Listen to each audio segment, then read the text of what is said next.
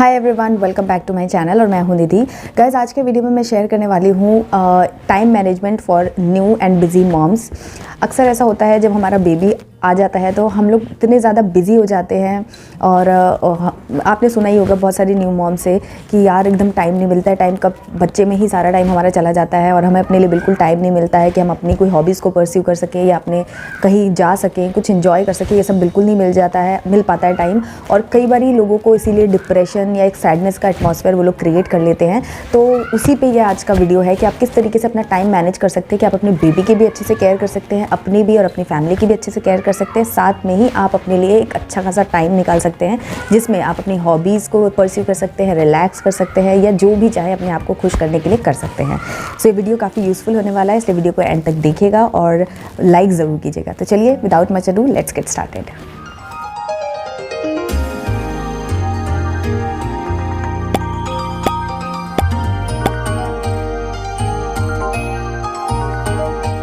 So friends, time management में सबसे पहली चीज़ जो आती है वो बहुत इंपॉर्टेंट रोल प्ले करती है, वो होती है लिखने की आदत। लिखना और पढ़ना मुझे पर्सनली काफ़ी बोरिंग लगता था, लेकिन मुझे ये बात पता है कि लिखना बहुत ज़्यादा इफेक्टिव होता है। स्कूल टाइम से हम लोग समझते आ रहे हैं कि कोई आंसर अगर आप लिख लेते हो ना तो वो कहीं ना कहीं आपके दिमाग में फिट हो जाता है। तो मेरे साथ हमेशा ऐसा हुआ ही है। तो मैं ऐसे तो हमेशा हर चीज़ नहीं लिख पाती हूँ, लेकिन हाँ, जो चीज़ें मुझे बहुत ज़्यादा इंपॉर्टेंट लगती हैं तो मैं उनको लिख लेती हूँ। और लिखने के बाद मैंने खुद पर्सनली महसूस किया है कि पता नहीं कौन सा मैजिक होता है या क्या होता है, बट चीज़ें बहुत ही जल्दी और बहुत ही टाइम पे वो काम मैं कर लेती हूँ। तो ये तो मेरा ओवरव्यू है, बट एज अ मॉम मैंने ये चीज़ें बहुत ही फ्रीक्वेंटली स्टार्ट कर दी। अगर आप लोग मेरे को रेगुलर फॉलो करते हो तो मैंने अपने फ्रिज पे एक मैग्नेट लगा रखा है, एक पेज लगा रखा है। वहाँ पर भी मैं बहुत सारी चीज़ें चलते फिरते नोट डाउन कर लेती हूँ। मेरे फ़ोन में, मेरे टैब में हर जगह नोट्स की जो फैसिलिटी है वो मैंने यूज़ करना स्टार्ट कर दिया। उसमें भी मैं सारी चीज़ें लिख लेती हूँ, इससे क्या होता है कि मेरे को अपने दिमाग पर स्ट्रेस नहीं देना पड़ता है और सारी चीज़ें लिखी हुई रहती हैं तो आपको एक तरीके से याद भी हो जाती है। और नहीं भी याद होती है तो आप टाइम टू टाइम अपनी वो लिखी हुई लिस्ट को रेफ़र कर सकते हैं। अब मैं आपको बताती हूँ कि लिखना किस तरीके से। एक तो चीज़ें होती है अर्जेंट बेसिस पे, एक चीज़ें होती है कि भाई करनी है। जैसे आपको अपने घर में कोई चीज़ ठीक करानी है, अपना मान लो मिक्सर ग्राइंडर, उसको ठीक करवाना है, या आपको कोई चीज़ रिप्लेस करवाना है, कोई चीज़ परचेज़ करनी है अपने किचन के लिए, बॉटल है या कोई भी चीज़ ऐसी खरीदनी है, तो ये अर्जेंट बेसिस पे नहीं है तो मैं इसको लिख लेती हूँ। पहले क्या होता था, मुझे करना है, जब मैं जाऊँगी मार्केट तब मैं करवा लूँगी, और फिर जब मार्केट जाते थे तो याद नहीं होता था, फिर वो काम लिंगर होता जाता था। तो इसीलिए मैंने ये हैबिट, आरव जब से हुआ तब से मैंने ये हैबिट बना ली कि मुझे अगर कोई चीज़ खरीदनी है तो मैं उसकी एक अलग से लिस्ट बना ली कि मार्केट जाना है तो ये काम, मुझे कोई चीज़ परचेज़ करनी है, मुझे स्टिचिंग के लिए अपने कपड़े देने हैं या रिसीव करने, प्रेस के कपड़े उठाने हैं। इस तरीके के जो भी टास्क होते हैं जो अर्जेंट नहीं है बट हाँ जब मैं बाहर निकलूँगी तो मुझे चाहिए, तो उसकी एक अलग से लिस्ट बना लेती हूँ। कुछ ग्रॉसरी सामान बनाना है, उसकी एक अलग से लिस्ट बना लेती हूँ कि भाई ये सामान ख़त्म हो गया या ये सामान मुझे मंगाना है। तो इस तरीके से मैं चीज़ें नोट डाउन कर लेती हूँ। उसके अलावा आप दिन में आपको कितने काम करने हैं इसकी आप लिस्ट ज़रूर बना लीजिए। जैसे कि मान लीजिए आज आपको कपड़े प्रेस करने हैं, आज आपको मशीन लगानी है, या आज आपको कोई स्पेशल टास्क, आपको कहीं किसी पर्टिकुलर एरिया की डस्टिंग करनी है, कुछ भी ऐसा काम है जो आपको अपनी अलमीरा है उसको ऑर्गेनाइज़ करना है, तो ये सारे टास्क आप लिख लेंगे। तो जब टास्क आपको पता होंगे कि मेरे को अभी इस वक्त तक नहा लेना है, इस वक्त तक मुझे ब्रेकफास्ट कर लेना है, फिर उसके बाद मुझे ये काम करना है, देन फिर ये काम करना है, इस तरीके से अगर आप अपनी चीज़ों को लिख लेंगे ना तो चीज़ें बहुत ही सॉर्टेड होती है। आपको पता नहीं चलता है, आपको देखने में लगता है कि यार लिख करके क्या हो जाएगा, काम तो उतना ही है, टाइम तो उतना ही है, लेकिन होता क्या है कि हम अपना दिमाग जो है ना वो एक एक दो मिनट भी जब हम वेस्ट करते हैं ना तो बहुत बड़ा अमाउंट ऑफ टाइम जो हम वेस्ट कर देते हैं, हमें पता नहीं चलता है। तो हमारे पास जब लिस्ट ऑफ टास्क होंगे कि अभी मुझे क्या करना है, अभी मुझे क्या करना है, तो आप फ्लो में एक काम करते जाओगे। अगर आपके पास लिस्ट नहीं होगी तो आप सोचेंगे चलो यार ये टास्क कर लिया ना मैंने, बर्तन किचन में पूरा साफ़ कर लिया, चलो थोड़ा रेस्ट करती हूँ, थोड़ा मोबाइल चलाती हूँ और फिर नेक्स्ट टास्क पे करूँगी। क्योंकि हमारे पास ऑर्डर नहीं है, हमारे दिमाग जो है ना वो ऑर्डर पे काम करता है, तो हमारे पास वो ऑर्डर नहीं है कि मुझे नेक्स्ट क्या करना है। तो हमने सोचा 5 मिनट मोबाइल चला लेते हैं और 5 की बजाय हम 10 मिनट मोबाइल चलाते हैं एंड देन फिर अपना दूसरा टास्क लेते हैं। तो ऐसे 5-5, 10-10 मिनट कर करके भी हमारा 1-8 घंटा जो है वो वेस्ट हो जाता है और हमें दिखता नहीं है कि कहाँ हुआ। हमें लगता है हम पूरे दिन काम कर रहे थे बट फिर भी हम जो चाह रहे थे वो टारगेट अचीव नहीं कर पाए। तो इसीलिए आप एक बार ट्राई ज़रूर कीजिएगा। मैंने पर्सनली ये चीज़ ट्राई किया। इवन मील प्लान में भी आप कब क्या बनाना चाहिए, आपके पास क्या क्या ऑप्शन है जो आप बना सकते हो, उन सबकी एक लिस्ट बना लीजिए। और जब आपको बनाना हो तो एक दिन पहले वो लिस्ट रेफर कर लीजिए कि भाई कल मुझे क्या बनाना है। तो इन सब चीज़ों से आपका टाइम बहुत ज़्यादा सेव होता है, आप बहुत ही सिस्टमेटिक रूप से अपने घर को चला पाते हैं और आपके अंदर एक कॉन्फिडेंस बिल्डअप होता है। नेक्स्ट चीज़ आती है कि अगर आपको कोई काम करना है जिसके लिए आपके पास टाइम नहीं है या फिर आपका इंटरेस्ट उतना नहीं है कि आप मतलब उस पर डेडिकेट हो पाए, तो ऐसी कामों को करने के लिए आप जो सर्विसेज आउटसोर्स कर सकते हैं, मतलब हायर कर सकते हैं किसी को, तो आप हायर कर लीजिए। फॉर एग्जांपल आप अपनी किचन में कुकिंग के लिए किसी को हायर कर सकते हैं कि वो मील प्रेप कर दे, सब्जी वगैरह काट दे, आटा वगैरह लगा दे या और भी जो चीज़ें वो कर दे, और आप आराम से अपनी मनचाही कुकिंग कर सकते हैं।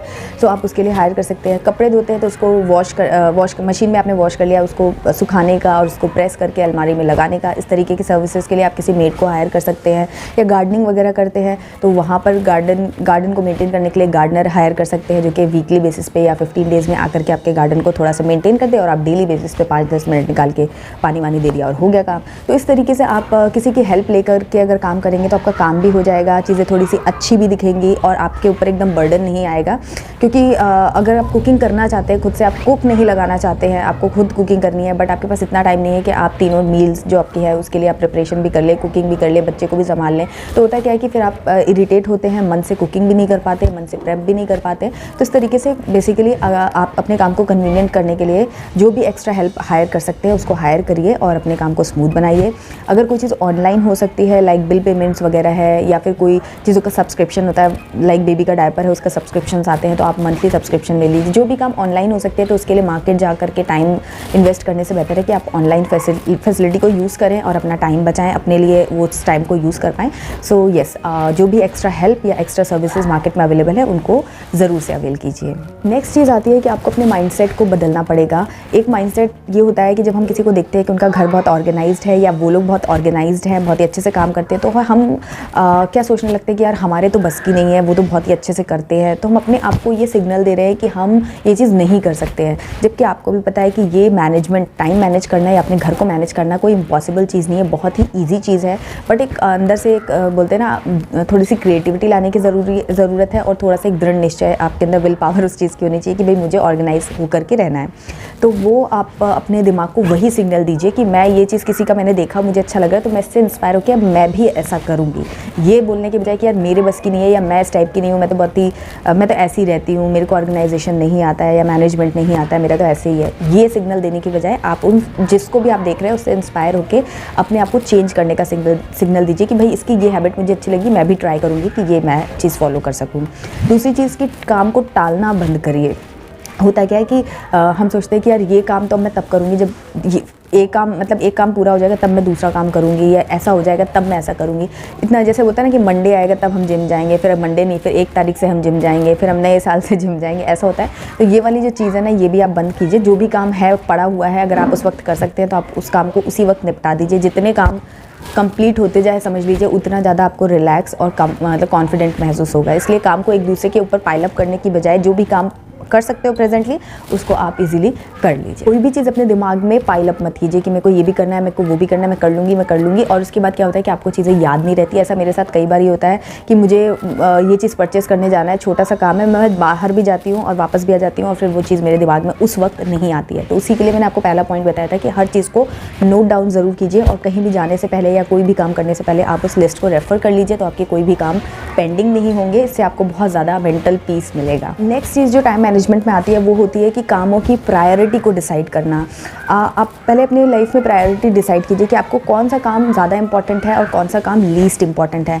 होता क्या है कि हम मॉर्निंग में बहुत ज़्यादा हमारे ऊपर एनर्जी लेवल होता है, उस टाइम पर हम वो काम करते हैं जो कि लीस्ट इंपॉर्टेंट होता है और वहाँ पर अपनी एनर्जी जो होती है वो उसको ड्रेन कर देते हैं। और उसके बाद जो इंपॉर्टेंट काम के लिए हम सोचते हैं, फॉर एग्जाम्पल वर्कआउट की अगर मैं बात करूँ, मैंने दोनों चीज़ें करके देखी, इसलिए मैं आपको बताऊँगी कि वर्कआउट एक ऐसा काम है जिसमें कि आपको मोर एंथुसियाज्म चाहिए, एक्साइटमेंट चाहिए और एनर्जी चाहिए। लेकिन होता क्या है, हम एज अ मॉम हम अपने वर्कआउट्स को लीस्ट प्रायोरिटी पे रख देते हैं। ये सिर्फ प्रायोरिटी की बात है, हमें पता है कि वो हमारी हेल्थ के लिए कितना इंपॉर्टेंट है, हमें करना चाहिए, सब कुछ हमें मालूम है, बट हमें लगता है यार घर के काम कर लो, बच्चों का काम कर लो, ये कर लो, वो कर लो, फिर आराम से एक्सरसाइज करेंगे।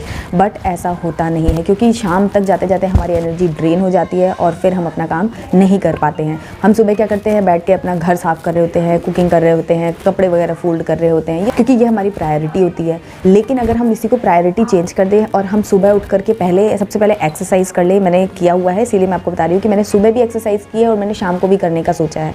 तो जो सुबह वाली है वो हमेशा हो ही जाती है, और जब मैं एक्सरसाइज कर लेती हूँ तो मुझे अंदर से बहुत ही कॉन्फिडेंट पूरे दिन महसूस होता है कि यस मैंने आज अपने लिए कुछ किया है, एक अच्छी चीज़ की, अपनी हेल्थ के लिए अच्छा महसूस होता है। उसके बाद जो कपड़े फोल्ड करने का काम है या घर को डस्टिंग करने का काम है वो थोड़ा सा लेट भी होगा तो चलेगा, और उसमें बहुत ज़्यादा एनर्जी की रिक्वायरमेंट नहीं होती है, तो वो कम एनर्जी में भी वो मैं काम शाम को भी करूँगी तो चल जाएगा। बट एक्सरसाइज शाम को आप नहीं कर सकते क्योंकि सुबह का काम करके आप इतना थक जाते हो कि आप वर्कआउट नहीं कर सकते हो। सो एक छोटा सा एग्जाम्पल मैंने आपको समझाने की कोशिश की है कि आप अपनी लाइफ में चीज़ों की इंपॉर्टेंस, प्रायोरिटी जो है वो डिसाइड कीजिए और उस हिसाब से आप काम को डिवाइड कीजिए, और स्ट्रेस मत लीजिए अगर एक दिन डस्टिंग नहीं भी हुई तो इट्स ओके, चलेगा, ऐसा कुछ प्रेशर लेने की ज़रूरत नहीं है। बट वर्कआउट या आप अपने लिए अगर एक दिन टाइम नहीं निकल पाते हैं तो उससे बहुत ज़्यादा फ़र्क पड़ता है आपके अगले दिन पे भी, और आपके उस दिन पे भी आपको थोड़ा सा रिग्रेट फील होता है कि यार आज तो बस मैं काम करके ही थक गई, पूरा दिन ऐसे ही चला गया। तो इसीलिए अपनी चीज़ों को प्रायोरिटाइज़ कीजिए, अपने बच्चों का जो भी उनकी रिक्वायरमेंट है उनको पूरा कीजिए, अपना घर का जो भी मैनेजमेंट है उसको पूरा कीजिए, बट हर चीज़ को प्रायोरिटाइज़ कीजिए और कोई भी गिल्ट मत लीजिए। साथ में आप मेक श्योर कीजिए कि जो मेस है ना उसको आप जितना हो सके उतना अवॉइड कीजिए, क्रिएट होने से ही आप पहले ही अवॉइड कर दीजिए। जितना हो सके काम चलते फिरते करते रहिए। लाइक अगर कहीं पर बेडशीट फैली हुई है तो तुरंत ही उसको मोड़ करके रख दीजिए, या फिर अगर थोड़े से बर्तन हैं तो उनको तुरंत वॉश करके रख दीजिए, या फिर अगर आप कहीं बाहर से आए हैं या आपके बच्चे स्कूल से आए हैं तो उनका बैग या जो भी कुछ है अगर आप उस वक्त उसको प्रॉपर अरेंज नहीं भी कर सकते तो उसका एक डेडिकेटेड प्लेस बनाइए ताकि वो वहाँ पर आप उसको उस टाइम के लिए डंप कर दीजिए, ताकि आपका ओवरऑल लुक जो है घर का वो बदले नहीं। क्योंकि जितना ज़्यादा मेस रहता है ना वो इनडायरेक्टली हमारे दिमाग को सिग्नल्स देता है और हम एक नेगेटिव जोन में जाने लगते हैं, हमारी एनर्जी देख कर भी ड्रेन होती है। ये सब ट्राइड एंड टेस्टेड चीज़ें मैं आपको बता रही हूँ, क्योंकि पहले मैं भी इन सब चीज़ों पे बिलीव नहीं करती थी कि अरे इनसे क्या होता है, ये सब क्या है, लेकिन इन सब चीज़ों से साइकोलॉजिकली बहुत फ़र्क पड़ता है।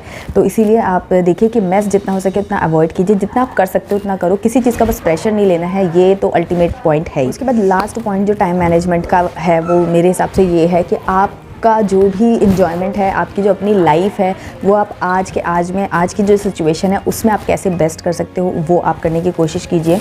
बिकॉज़ होता क्या है कि हम सोचते हैं कि यार ये काम हो जाएगा ना तब हम इन्जॉय कर लेंगे, ऐसा हो जाएगा। मैंने मतलब शुरू में ऐसा मुझे लगता था कि यार अब जब 6 महीने का हो जाएगा वो खाना खाने लगेगा, मैं तब मेरे को बहुत ज़्यादा टाइम मिल जाएगा, मैं एकदम रिलैक्स रहूँगी, ऐसा होगा वैसा होगा। बट ऐसा कभी होता नहीं है, ये तो आप सब भी मानेंगे ही कि ये लाइफ जो है वो ऑनगोइंग प्रोसेस है, नेगेटिव्स पॉजिटिव्स सब कुछ आते रहते हैं, सेम सिचुएशन ही आपकी पूरी लाइफ लॉन्ग बनी रहती है। तो इसीलिए अपनी जो हैप्पीनेस है, आपका जो खुशी है उसको चीज़ों पर ब्लेम करने के लिए, चीज़ों पर टालने की कोशिश मत कीजिए। जो है आज है, इसमें कैसे आप बेस्ट रह सकते हैं, खुश रह सकते हैं, वो आप करने की कोशिश कीजिए। उससे क्या होता है कि जब आप खुश रहते हैं आप अपनी एनर्जी सेव करते हैं और फिर आप अपने लिए, अपने लव्ड वंस के लिए टाइम मैनेज कर पाते हैं और आपकी कंप्लेन नहीं होती है। चीज़ों को होल्ड पे रखना सीखिए। अगर आपको कुछ इन्जॉयमेंट करना है तो कुछ चीज़ों को कर्टल भी करना पड़ेगा, तो उसको आप कर्टल कीजिए, फटाफट अपना काम निकालिए। प्लस अपनी लाइफ में थोड़े से चेंजेस लाने की कोशिश कीजिए, बिकॉज चेंज बहुत ज़रूरी है। आप जैसे बिफोर मैरिज रह रहे थे, आफ्टर मैरिज भी अगर वैसे रहेंगे तो फिर प्रॉब्लम होगी। इसी तरीके से बिफोर बेबी और आफ्टर बेबी आपको अपनी लाइफ में कुछ चेंजेस लाने पड़ेंगे। आप सुबह जल्दी उठिए, आप पहले थोड़ा लेट उठते थे, सुबह जल्दी उठिए ताकि आप अपने पर्सनल काम सुबह कर सकें और बच्चे को भी टाइम दे सकें, अपनी फैमिली को भी टाइम दे सकें। तो ये हैबिट्स जो होती हैं वो आपको थोड़ी चेंज करनी होती है। लाइक आप कुकिंग जो है वो एक बार में आप दो मील्स जो है वो प्रिपेयर कर ले, ब्रेकफास्ट और लंच एक साथ बना ले, इवनिंग और स्नैक्स और डिनर एक साथ बना ले। जैसे मैं अपनी बात बोलूँ तो मैं हमेशा प्रेफर करती थी कि मैं एक बार में एक मील प्रेप करूँगी ताकि मेरे को एकदम फ्रेश और गरम खाना मिलेगा। अभी भी मेरी कोशिश वैसी रहती है कि मैं एक चीज़ तो कुछ ना कुछ गरम बनाऊँ, बट हाँ अभी मैं टाइम सेव करने के लिए इसी तरीके से करती हूँ कि मैं ब्रेकफास्ट और लंच एक साथ बना लेती हूँ, फिर इवनिंग स्नैक और डिनर मैं एक साथ बना लेती हूँ। कभी कभी ऐसा होता है कि मेरे को काम करना है, मेरे को अपना वीडियो शूट करना है, एडिटिंग करनी है, कुछ ऐसा करना है, तो मैं दिन में ही 3-4 बजे के करीब भी डिनर बना लेती हूँ। बस रोटियाँ गरम सेक लेती हूँ या फिर कुछ ऐसे प्रेप कर लेती हूँ जिससे कि मेरे को शाम को ज़्यादा टाइम ना देना पड़े। तो ऐसे मैं चेंजेस करती रहती हूँ। कोई भी चीज़ फिक्स मत करिए, रिजिड मत होइए अपनी चीज़ों पर, लेकिन हाँ एक लमसम एक रफली एक रूटीन बनाइए और उसको फॉलो करने की कोशिश कीजिए। टाइम से उठिए और सबसे बड़ी चीज़ कि मोबाइल फ़ोन और इस तरीके के गैजेट से आप एकदम दूर रहिए। टाइम मतलब फिक्स कर लीजिए कितने टाइम में ही आपको ये चीज़ों को ऑपरेट करना है अपने आप को एंटरटेन करने के लिए। तो इस तरीके से आप अपने लाइफ में थोड़े से चेंजेस लाइए और लाइफ को एट द मोमेंट जीने की कोशिश कीजिए। तो आपके पास टाइम सबके पास देखिए उतना ही है, सब लोग बहुत कुछ कर रहे हैं और लोगों से इंस्पिरेशन लीजिए। मैं भी बहुत सारे लोगों से इंस्पिरेशन लेती हूँ। मम्मी को देखती हूँ कैसे उन्होंने 3-3 बच्चे पाले और मैं एक बच्चा नहीं पाल पा रही हूँ। और उन्होंने तो, उनके पास तो मेड भी नहीं हुआ करती थी उस टाइम पे, ये सब नहीं होता था, फिर भी सब कुछ इतने अच्छे से उन्होंने किया। तो मैं वो चीज़ को इंस्पायर बहुत ज़्यादा होती हूँ। और अभी भी मेरे साथ वाले कई लोगों को देखती हूँ कि वो लोग कैसे सब चीज़ें मैनेज कर रहे हैं, कि ऑफिस भी कर रहे हैं, अपना जॉब भी कर रहे हैं, अपने बच्चा फैमिली सब कुछ देख रहे हैं। तो इस तरीके से अपनी लाइफ में अच्छे अच्छे लोगों को देखिए, उनसे इंस्पायर होइए, क्योंकि अपनी लाइफ में प्रोडक्टिविटी लाने के लिए आपके पास कोई ना कोई इंस्पिरेशन ज़रूर होना चाहिए।